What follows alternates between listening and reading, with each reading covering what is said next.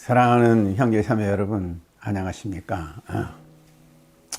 앞으로 몇 주에 걸쳐서 앤드류 머레이의 책 예수의 보혈의 능력이라는 책을 중심으로 예수님의 십자가의 보혈에 대해서 묵상하고자 합니다. 히브리서 5장 11절 14절을 읽어보면은 하나님의 말씀에 초보에 머물러 있다는 것이 얼마나 부끄러운 것인가에 대해서 기록을 해주고 있는데요. 한번 읽어보겠습니다. 멜기세덱에 관하여는 우리가 할 말이 많으나 너희가 듣는 것이 둔함으로 설명하기 어려우니라.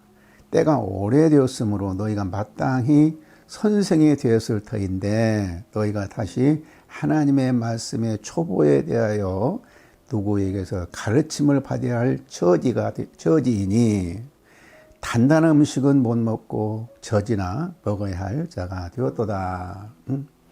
이는 젖을 먹는 자마다 어린 아이니 의의 말씀을 경험하지 못한 자요 단단한 음식은 장성한 자의 것이니 그들은 지각을 사용함으로 연단을 받아 선악을 분별하는 자들이니라. 우리 오랜 신앙생활을 했으니까 마땅히 성장을 해야 되는데 아직도 말씀과 신앙의 초보로 머물러 있는 상태에 있다는 것은 참으로 부끄러운 일입니다. 단단한 음식을 먹지 못하고 젖이나 먹고 있는 그리스도를 생각하면은 참 하나님이 마음 아파하시리라고 생각합니다. 이런 사람들은 의의 말씀을 경험하지 못하고 항상 어린 신자로 남아있는 그리스도인들이죠.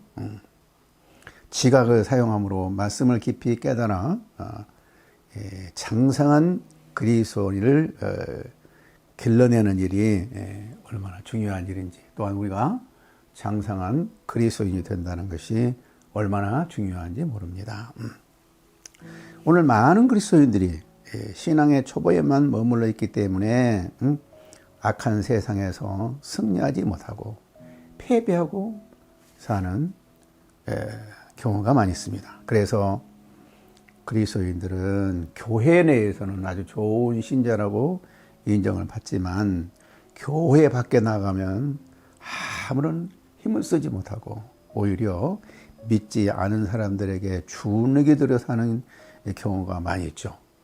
그리고 교회는 세상에서 하나님의 거룩하심과 능력을 보여주심으로써 세상에게 두려움을 주는 존재가 되어야 되는데 오히려 세상이 교회를 깔보는 경향이 많아요. 그러므로 전도가 어려워지고 있습니다.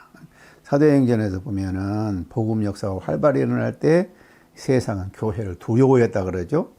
사도행전 2장 43절에 보면 사람마다 두려워하는데 사도들로 말미암아 기사와 표적이 많이 나타나니 2장 47절에 보면 하나님을 찬미하며 또 온 백성에게 칭송을 받으니 주께서 구원받는 사람을 날마다 더하게 하시니라.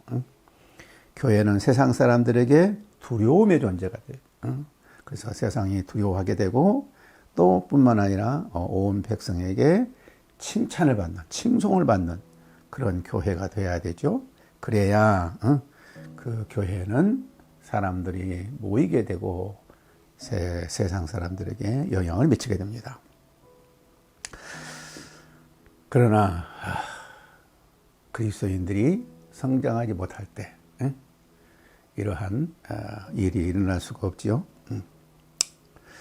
많은 그리스도인들은 십자가로 구원을 받았다고 말은 하지만은 사실 십자가로 구원받았다는 의미가 무엇인가를 깊이 생각하는 사람은 많지 않아요.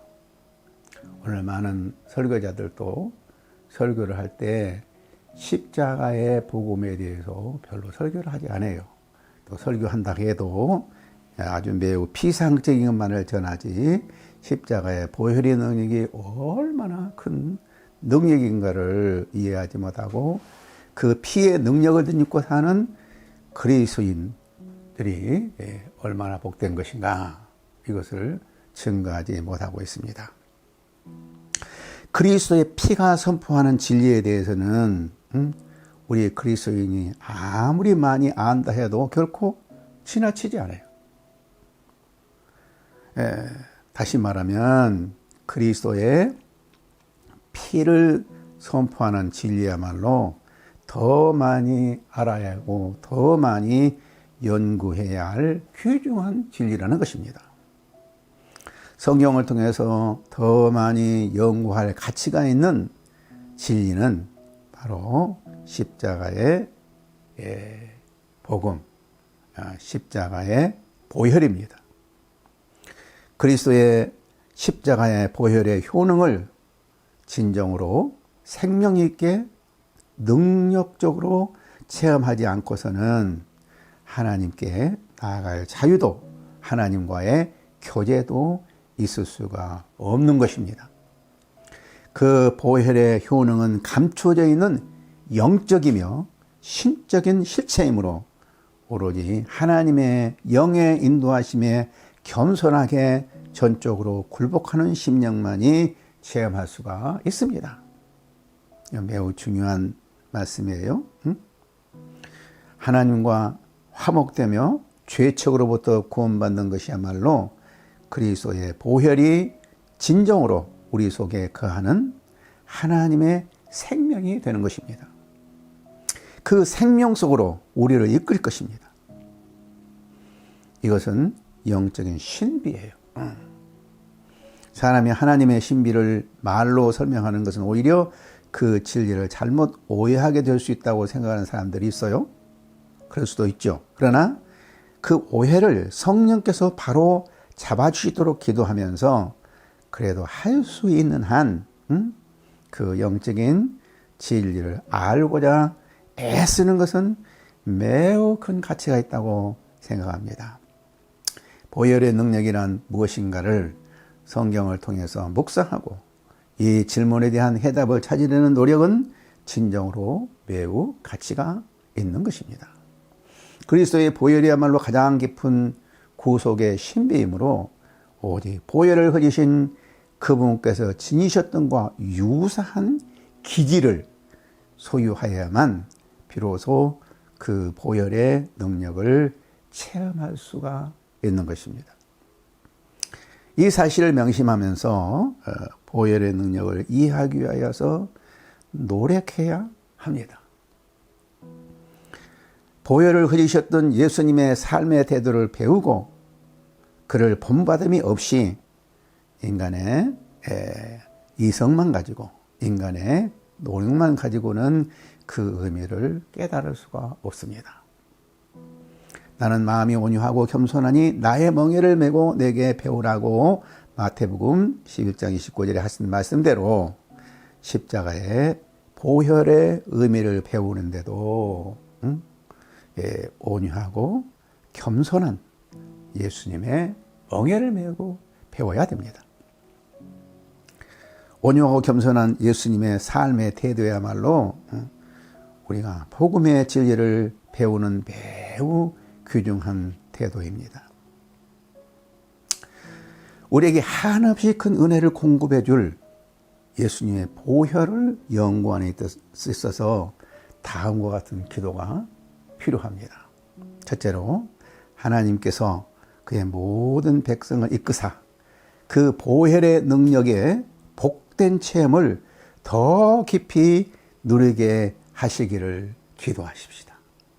두 번째로 그 보혈의 능력이 드러나는 그런 삶을 살게 도와주시도록 우리가 기도해야 합니다.